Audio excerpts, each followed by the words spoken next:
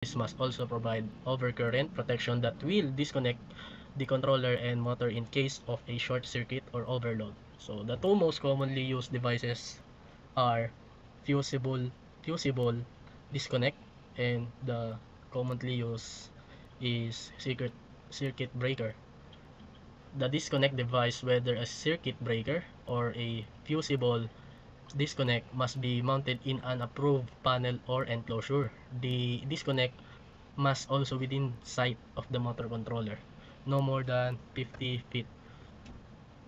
So types of disconnected devices. Number one is short circuit, a circuit with an unusually lower resistance than needed for the system to operate properly. Short circuits can increase current flow or create an undesirable path for current. The most common cause is component failure generated from excessive current. Number two is control system. A controller is a hardware device or a software program that manages or directs the flow of data between two entities. Three is general. In a general sense, a controller can be thought of as something or someone that interfaces between two systems and manages communications between them. Circuit breaker, a switch that automatically stops the flow of electricity through a circuit to prevent fire or damage to the circuit or device if the current becomes too strong. Motor startup and inrush current. So, a motor draws more current, typically 6 times more at startup when it is operating at its rated full load speed. This is called the inrush current. Therefore, if a fuse is chosen based on the full load current rating for a motor, the fuse will blow each time the motor starts. This is why time delay fuses are commonly used in motor starting application. So, motors draw high inrush current during startup. If a regular fuse is used, it will blow each time the motor starts. That's why time delay are used. These have two elements: a time delay element that can withstand high current for a short time, and an instantaneous element that blows immediately in case of a short circuit. This ensures motor can start safely while still being protected. So number one is time delay fuse. Actually has two different elements. Yun nga, so as in instantaneous element and a time delay or overload element. The time delay is a thermal element that will melt and open after an excessive current is present. Its time delay. The time delay element is typically designed to hold 5 times its rating for 10 seconds.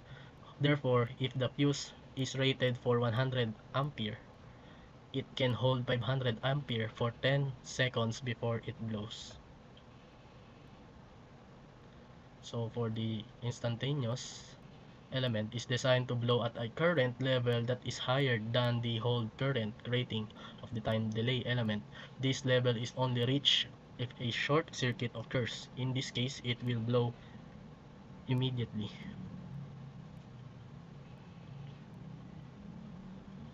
So when selecting overcurrent protection, three factors must be considered: the full load current of the motor, the conductor ampacity, and the lock rotor current during startup. So number one is rated full load current.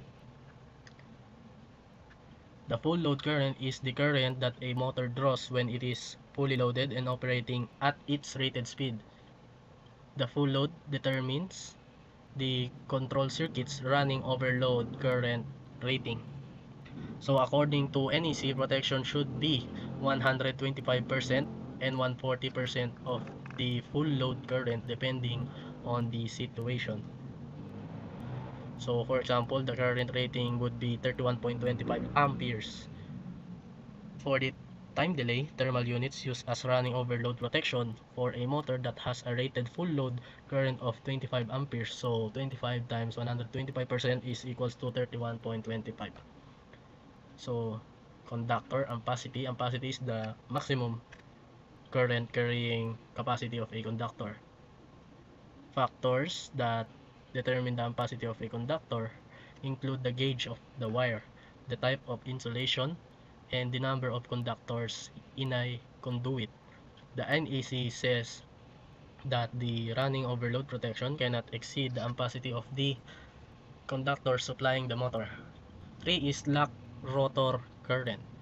The lock rotor current is the high inrush current several times the motor full load current drawn by a motor when it is first turned on. It is called lock rotor current because if the rotor was locked in place, this is the amount of current the motor would draw. The overcurrent device must be able to handle this high inrush current for a short period to allow the motor to accelerate to its rated full load speed.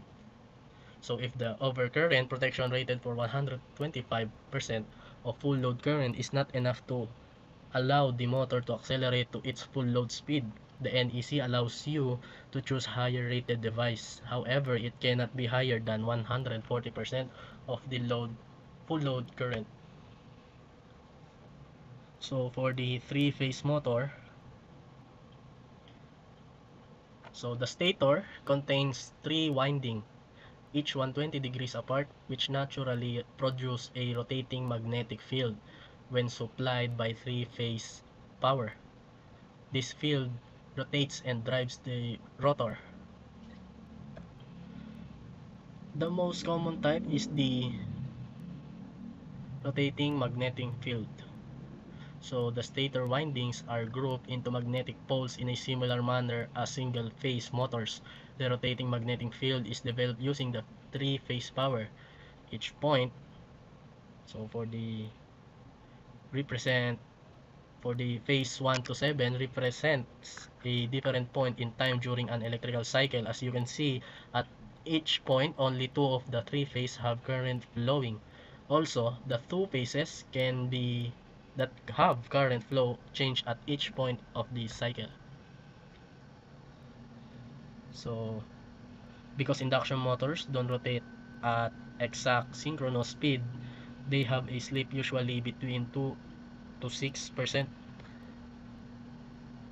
So at point 1, so at point 1, a positive current flows in the windings connected to a phase A and a negative current flows in the windings connected to a phase C, which causes a magnetic field. It's developed between A1 and C1, between A2 and C2. So let's see. Next is because no current flows in the windings connected to phase B poles, B1 and B2 are not magnetized. B1 and B2. Next, at point 2, the current in phase A is 0, which means that poles A1 and A2 are not magnetized. However, positive current flows in the windings connected to a phase B, while negative current still flows in the windings connected to phase C, which creates a magnetic field between poles B1 and C1 and between B2 and C2. B1 and C1. B1 and C1. Okay. Next, at point 3. The current in phase C is 0, which means poles C1 and C2 are not magnetized. The current in phase A is negative and the current in phase B is positive. This creates a magnetic field between poles A1 and B1 and between poles A2 and B2. A1, B1, A2, B2. Next, the current in phase A is negative and the current in phase B is still positive. This creates a magnetic field between poles A1 and B1 and between poles A2 and B2. So, in point 4, poles B1 and B2 are not magnetized while a magnetic field exists between poles A1 and C1 and between A2 and C2. So, at point 5, poles A1 and A2 are not magnetized while a magnetic field exists between poles B1 and C1 and between B2 and C2. B1, C1. Okay. So, For the point 6, poles C1 and C2 are not magnetized while a magnetic field exists between poles A1 and B1 and between A2 and B2. And lastly, for the point 7 at 360 degrees, the cycle begins again. As you can see, the magnetic field pattern continues to rotate between two sets of poles as the three phases continue to cycle. Therefore, if a rotor is placed inside this rotating magnetic field, the field will cause the rotor to rotate just like the rotor on a single phase motor. So the most common type is the squirrel cage induction motor, named after the shape of its rotor made of copper bars and rings. So the rotating magnetic field created by the stator acts on the copper bars and causes the rotor to rotate. So this is the motor slip formula.